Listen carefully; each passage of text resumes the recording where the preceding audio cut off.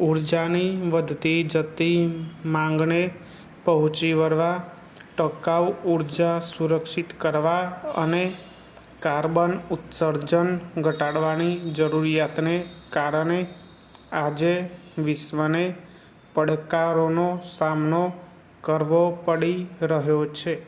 આપણે જાણીએ છીએ કે પરિવર્તન સાથે સંકળાયેલા પડકારોનો સામનો કરવાનો શ્રેષ્ઠ ઉપાય છે બિનપરંપરાગત ઉર્જાનો ઉપયોગ કરવો.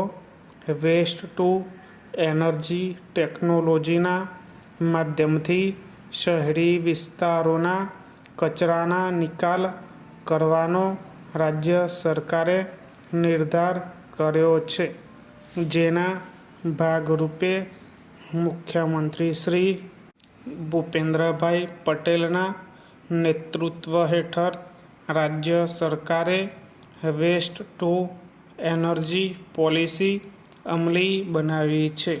ફકરો: વડાપ્રધાન શ્રી નરેન્દ્રભાઈ મોદીના વાયબ્રન્ટ ગુજરાતના વિચાર બીજને સ્વચ્છ ભારત અભિયાન દ્વારા અનન્ય પ્રોત્સાહન સાંપડ્યું છે.